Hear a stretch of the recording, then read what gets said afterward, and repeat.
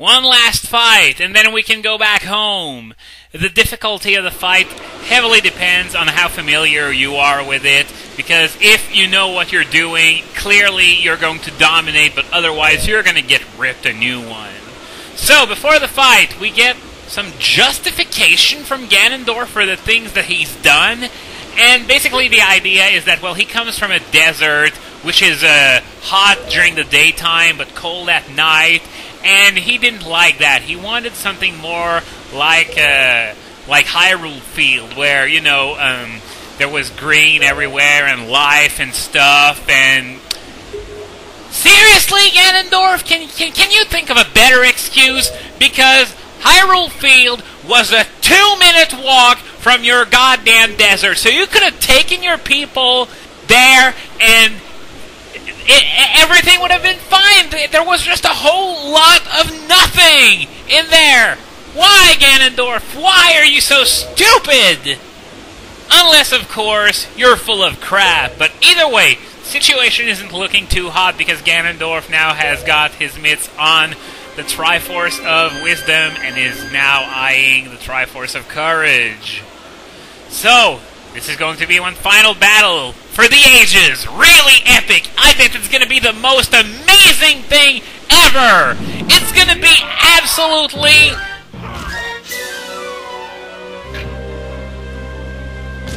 shit, Link! You got the Master Sword! You got the light arrows! And you still got your ass kicked in 5 seconds flat? Not only that, but your sword went flying, almost decapitating Zelda in the process? Don't tell me I went through all of this, played through this entire game, only to lose in 5 seconds, and I don't even have a say in that? Because yeah, look at that! I'm about to lose! Ganondorf is getting the Triforce and there's not a damn thing I can do about it! Of course, I'm dicking with you. Of course a Zelda game can't have a bad ending like this.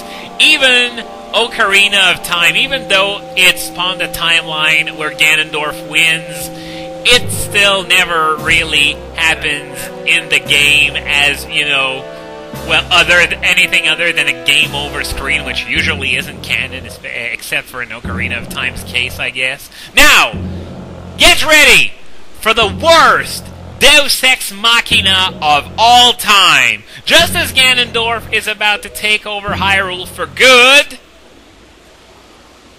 the king touched the Triforce first. He came out of nowhere to troll Ganondorf like this. Lamest Deus Ex Machina ever, as I said.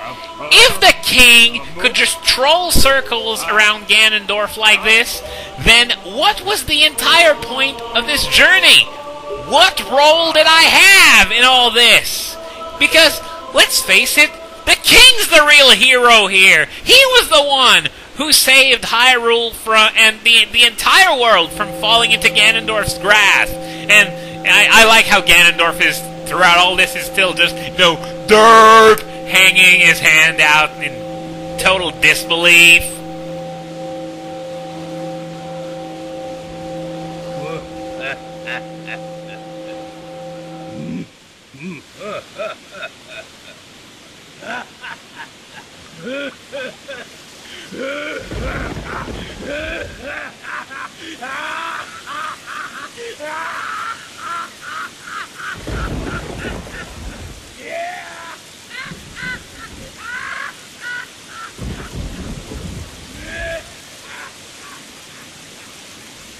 Nonetheless, there is still some poetic justice in Ganondorf himself failing a few feet away from his final objective, but still, the fact that it was the king and not Link that saved the day, there's something that rubs me the wrong way about this, and yeah, she overslept. Well, I can understand that. Did you see that awesome bed she was in earlier? I don't care if she was out cold and it looked like she was about to get raped by Ganondorf. If I had to sleep in that, I'd probably sleep like a rock too. But yeah, it seems like Zelda forgot about something. We can't really head back to our ocean quite yet because Ganondorf is still around, and He's pissed! Understandably so. So, after this 5-minute long cutscene, it's time for the final boss battle. After this is going to be all over. So let's make it worthwhile. So, the idea behind this fight is that Zelda now has my bow. As you can see, there's nothing on the X slot. So, yeah, this is what you're supposed to do. Let Zelda shoot Ganondorf, and then once Ganondorf is stunned, you attack with your sword. So, of course, you have to avoid Ganondorf's attack. And, yeah, sometimes, if depending on the angle Ganondorf is at compared to Zelda, he might be able to dodge the attacks that Zelda sends at him, but, yeah, a trick, always keep your shield up, because Ganondorf deals a full heart of damage with every attack, and even if you have your shield up, it's not going to block everything. It's going to be able to block most of his attacks, though. Ow, and this is what happens when you get to the edge of the battlefield. By the way, just for the ambience and the music and the frantic pace of the battle, I'd say, well, it's not really frantic when you keep your shield up at all times, though, but anyway, all this ambience makes it, in my book, an even better final boss than in Ocarina of Time. So we still have to, no, come on! Put your shield up! God damn it. Now, stop laughing! Okay, now that was very good. I couldn't even see Zelda myself, so I had no idea which angle she was or anything like that. Come on, shoot, Zelda! God damn it, shoot! Hurry up! There we go. Oh, and now we're going to enter the second phase of the battle, where Zelda's going to knock Zelda out cold again. Why didn't he do that in the first place? I'll never know. But what you're supposed to do, now, this is where you're supposed to not use your shield. When he's about to do that jump slash, you get a chance to do a parry attack, go behind him, perform a few more slashes, and repeat.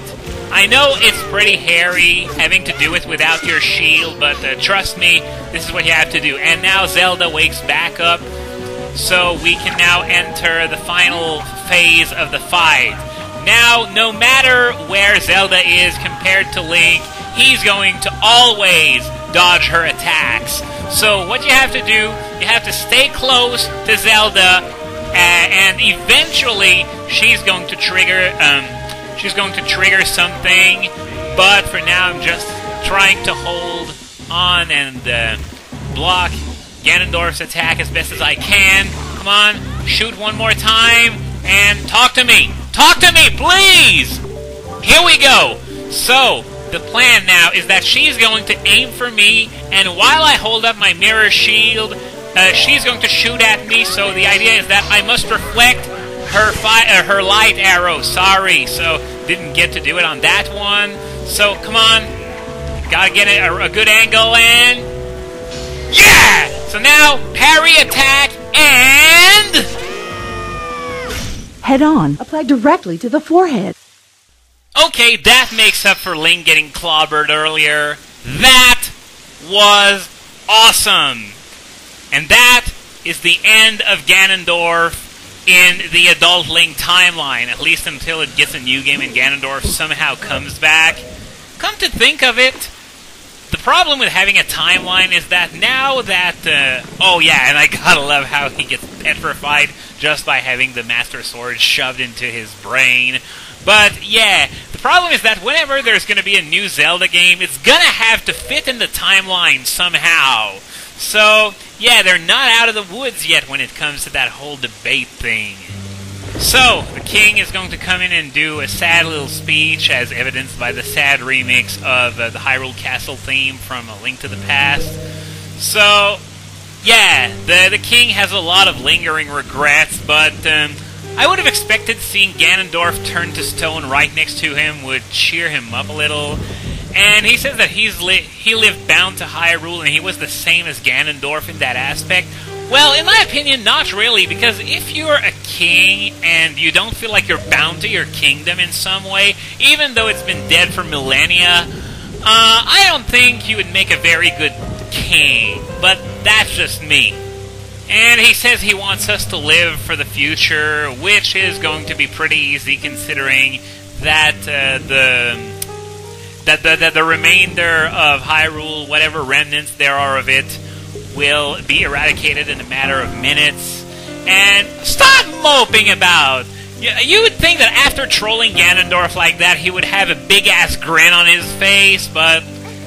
anyway, Zelda suggests that the king come with us to find, as they're going to say, the land that could become the next Hyrule.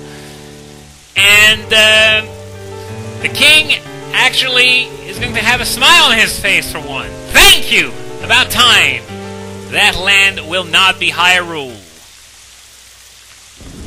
It will be your land! I don't know why he said it so loud. I guess that's the point of the gigantic characters. But anyway, here comes the water to completely annihilate the remnants of Hyrule.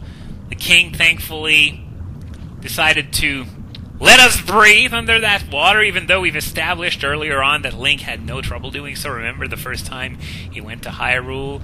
And Link tries to reach for the king, but the king doesn't seem to care all that much, because he sacrificed himself for us, and, well, he didn't seem to mind all that much after all that moping. And thus, the laws of the past no longer exist, and the world can now turn towards a bright future.